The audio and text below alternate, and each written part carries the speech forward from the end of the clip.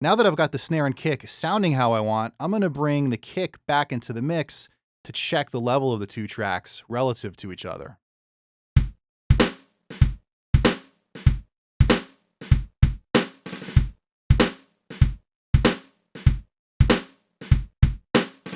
Awesome, I'm happy with that so far. So now it's time to mix the hi-hat.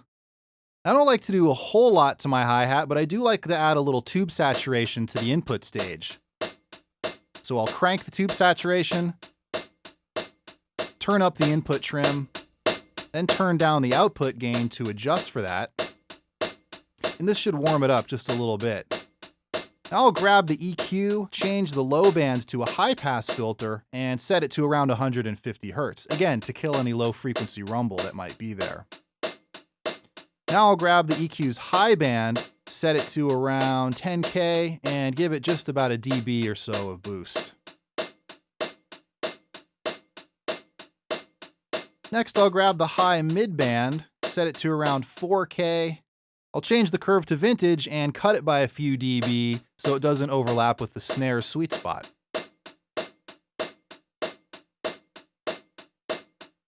And again, I'm going to insert the Sonitus EQ because just like with the kick and the snare, I hear an offending resonant frequency in the hi-hat. I'll narrow the Q on one of the bells, turn up the gain, and sweep around.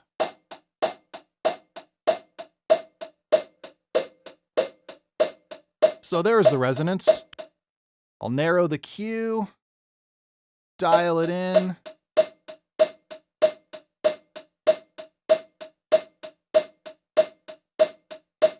and kill the gain on that frequency.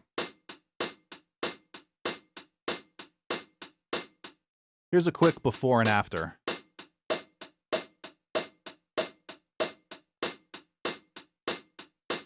All right, it's sounding better, but I still hear another resonant frequency, so I'm going to grab another of the bell curves.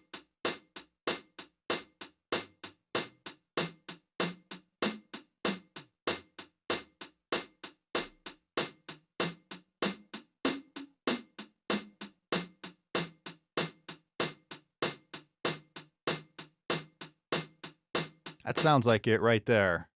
So I'll kill that frequency and give you another before and after. And here's the before and after of both the PX-64 and Sonitus EQ.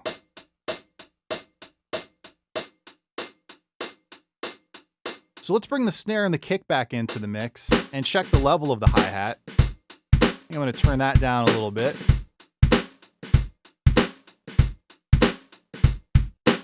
Sounds like it's sitting right in the pocket, right there. Now it's time to mix the toms, so I'll close out the hi-hat's EQ and percussion strip. And I'm also going to create a loop point around the tom fill by selecting the clip and clicking Set Loop Points to Selection. And open up the toms percussion strip. Check out what the transient shaper can do on a tom-tom. You can totally add tons of room, or you can make it disappear. And the color controls can do cool things on tom-toms also.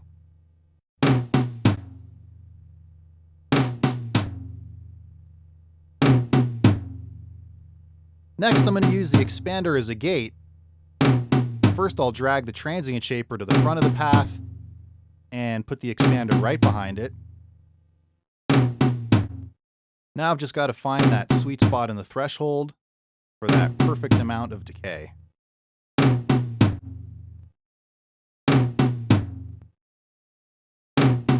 Next, I'll add a little EQ. I'll change the low band to a high pass filter. Set it to around 60 Hertz so the low tom doesn't fight with the kick drum. Check out the tom-toms before PX-64 and after PX-64. They go from sounding like being in a gigantic room to a tight studio recording room.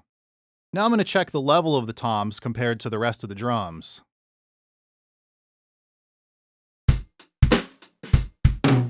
They sound a little loud, so so I'll turn them down a few dB. And finally, it's time to add the cymbals to the mix. So I'll unsolo my other tracks, solo the cymbal, close down the tom-tom's PX-64, and redo my loop point. Now I'll open up the Cymbals PX-64 and get started on the EQ. So I'll make the low band a high-pass filter, set it to around 160 Hertz or so, and I want to add a little sizzle. So I'll set the high shelf to around 10K and boost that by a couple of dB. I think I'll grab the low mid band and kill some of the low mid mud. Set that to around 500 or so and cut that by a few dB. And here's how the cymbals sound in the mix. I think I'll turn those down a few dB.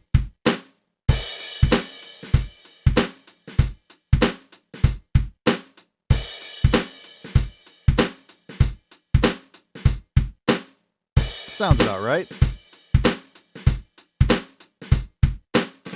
Now I want to A/B my entire mix, wet versus dry. So I'll right-click in an effects bin and choose bypass bins of this type to bypass all track effects bins simultaneously. So here's my dry mix.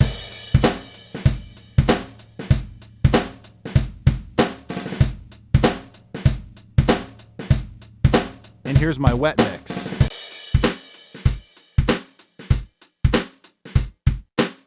Again, the dry mix.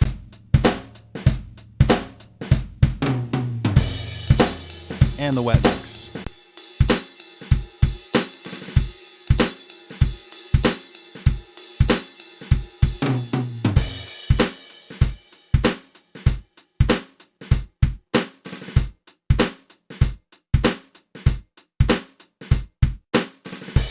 Quite a difference between wet and dry, but I'm not done yet. Now I'm going to add a little bus compression to the drums. So I'll insert a PX-64 onto the drum bus. Before I get compressing, I want to show you what the transient shaper can do on an overall drum kit. This can be really cool on a drum bus or on a drum loop, where all the sounds are on one track. Can totally suck the room right out of a drum loop. Or you can add weight for a fatter sound. Or pull the weight back for a tighter drum sound.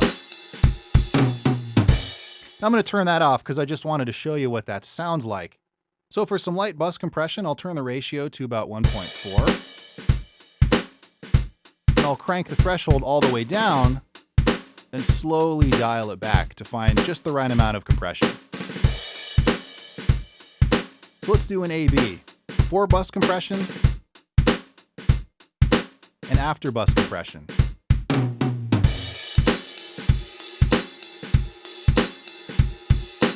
So there you have it, a complete drum part, created, arranged, and mixed all within Sonar. I hope you learned a thing or two about drum production in Sonar and had fun along the way. Until next time, I'm Seth Pearlstein for Cakewalk, and I'll see you in the next Sonar Masterclass.